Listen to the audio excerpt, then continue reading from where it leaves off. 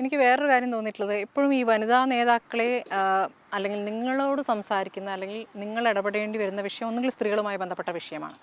അതല്ലാതെ വലിയ രാഷ്ട്രീയ വിഷയങ്ങൾ വരുമ്പോൾ അത് കുറച്ചുകൂടെ സീനിയറായ പുരുഷ നേതാക്കൾ പ്രതികരിക്കട്ടെ എന്ന മട്ടിലാകുന്നുണ്ടോ? അത് കേരളയിൽ. പക്ഷേ ഞാൻ ദേശീയ വക്താവാകുമ്പം എന്ത് വിഷയം വരുമ്പം ഇപ്പോൾ ടി വിയിൽ എന്ത് വിഷയം, അതൊരു ചൈനയുടെ വിഷയമാകുമ്പോൾ, കശ്മീർ വിഷയമാകുമ്പം, സാമർത്ഥ്യ എക്കണോമിക് ഡിബേറ്റ് ആകുമ്പോൾ എല്ലാത്തിനും അവരെന്നെ അയക്കും, ഒരു ഇതും ഇല്ലാണ്ട്. അതാണ് ഞാൻ പറയുന്നത്, രാഹുൽ ഗാന്ധി എപ്പോഴും സ്ത്രീകൾക്ക് വേണ്ടിയിട്ടാണ്, സോണിയാജി സ്ത്രീകൾക്ക് വേണ്ടിയിട്ടാണ്. പക്ഷേ ഇവിടെ നമ്മൾ മനസ്സിലാക്കേണ്ടത് കേരളയിൽ നമ്മൾ സ്ത്രീകൾ 51%, പുരുഷന്മാരാകട്ടെ അധികമാണ്. ഞങ്ങളെ വോട്ട് കൊണ്ടാണ് പുരുഷന്മാർ ജയിക്കുന്നത്, അത് മനസ്സിലാക്കണം. സ്ത്രീകൾക്ക് ഇനി പ്രതിനിധി വേണം.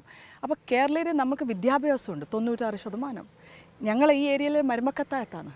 കേരളയിൽ ശരിക്കും സ്ത്രീകൾ ശക്തിയുണ്ട്, പക്ഷേ രാഷ്ട്രീയപരമായിട്ട് അതില്ല. അതൊരു എന്തുകൊണ്ടാണെന്ന് എനിക്കും ഇതുവരെ മനസ്സിലായിട്ടില്ല. എനിക്കെപ്പോഴും ഞാൻ തോന്നും, എൻ്റെ വീട്ടിലെല്ലാം എൻ്റെ ഉമ്മാമെല്ലാം ഭയങ്കര സ്ട്രോങ്. അവിടെ സ്ത്രീകളാണ്. അന്ന് വീടിനെ കുറിച്ച് പറയാം. മാഹിയല്ലേ വീട്? മാഹി എൻ്റെ ഉമ്മയുടെ തറവാട്, ഉപ്പാടെ തറവാട് കണ്ണൂരാണ്. മാഹിയിൽ എൻ്റെയൊക്കെ തറവാട് കല്ലാപ്പുതി വീട്ടിൽ നിന്ന് പറയും, കല്ലാപ്പള്ളിയുള്ള അറിയപ്പെടുന്നതാണ്. അവിടെ എല്ലാം ഞാൻ വളരുമ്പോൾ എല്ലാം ഈ സ്ത്രീകൾ പുറത്ത്, ഞങ്ങളൊരു വലിയ വീടാണ് അവിടെ, മേലെ സ്റ്റെപ്പ് കയറിയിട്ട് 27 ബെഡ്റൂമുള്ളൊരു തറവാടിലാണ് ഞാൻ വളർന്നത്.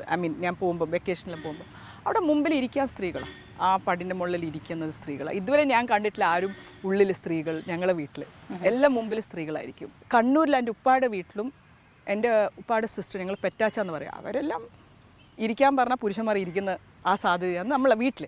അപ്പോൾ എനിക്ക് എന്താണെന്നറിയില്ല, ഈ കേരളയിൽ വീട്ടിൻ്റെ ഉള്ളിൽ പുരുഷന്മാർ സ്ത്രീകൾ പറയുന്നത് കേൾക്കും, പക്ഷെ ഈ രാഷ്ട്രത്തിലാന്നൊരു പുറത്തേക്ക് ഇറങ്ങുമ്പോഴാണ് എന്താണെന്നറിയില്ല. ആ രാഷ്ട്രത്തിൽ ഒരു ചെറിയ പ്രശ്നമുണ്ട്. അത് അവരോട് നമുക്കിപ്പം ഒരു 50% ഒന്നല്ല നമ്മൾ ചോദിക്കുന്നത്, നമുക്ക് കുറച്ചൊരു പ്രതിനിധി വേണം.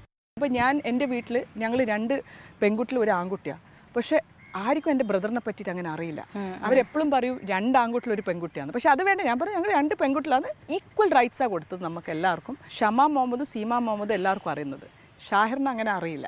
അപ്പം അതാണ് വളർത്തേണ്ട ഒരു ഇതായിരുന്നു. അപ്പോൾ അതേ സെയിം ടെക്നീക്ക് ഞാനിവിടെ രാഷ്ട്രത്തിൽ വന്നേരും എനിക്ക് മനസ്സിലാകുന്ന, ഇങ്ങനെ പറ്റൂല, ഇങ്ങനെ ആയിരിക്കണം. അങ്ങനെയുണ്ടോ? അങ്ങനെ എനിക്ക് അങ്ങനെ തോന്നിയിട്ടുണ്ട്. എൻ്റെ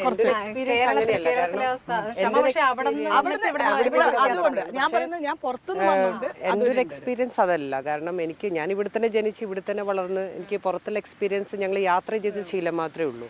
പക്ഷെ ഇവിടെ അങ്ങനെയല്ല. ഞാൻ ജനിച്ച് ഞാൻ വളർന്ന എൻ്റെ ഒരു വീടും എൻ്റെ ചുറ്റുപാടും എൻ്റെ നാടും ഞാൻ പഠിച്ച സ്ഥാപനങ്ങളും എനിക്കങ്ങനെ തോന്നിയിട്ടില്ല. കാരണം എനിക്ക് അങ്ങനെ ഒരു വിവേചനം അവിടെ അല്ല, അങ്ങനെയല്ല, എനിക്ക് അങ്ങനെ ഒരു വിവേചനം തോന്നിയിട്ടില്ല. കുടുംബത്തിനകത്തായാലും അങ്ങനെ ആൺ പെൺ എന്ന രീതിയിൽ ഒരിക്കലും വീട്ടിനകത്തും അങ്ങനെ ഒരു ഫീൽ ഇല്ല.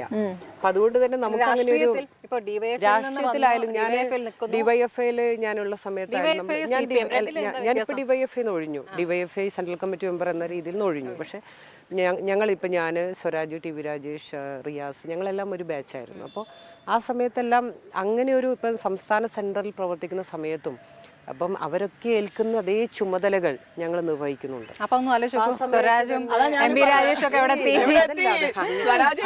ഞാൻ ഇന്ന് ജില്ലാ പഞ്ചായത്തിന്റെ പ്രസിഡന്റാണ്. മറ്റൊന്ന്, ഞാൻ രാഷ്ട്രീയവും അധികാരവും തമ്മിൽ വല്ലാതെ കൂട്ടിക്കുഴക്കുന്നതിൽ എനിക്ക് താല്പര്യമില്ല. ഒന്ന് നമ്മൾ രാഷ്ട്രീയ പ്രവർത്തനം, സാമൂഹ്യ പ്രവർത്തനം എന്ന് പറയുന്നത് അധികാര കേന്ദ്രത്തിലേക്കുള്ള ഒരു വഴിയായിട്ട് വ്യക്തിപരമായിട്ട് ഞാൻ കാണുന്നില്ല. കാരണം രാഷ്ട്രീയ പ്രവർത്തനത്തിലാണ് ഞാൻ കേന്ദ്രീകരിക്കുക, അധികാരത്തിൻ്റെ ഭാഗത്തല്ല.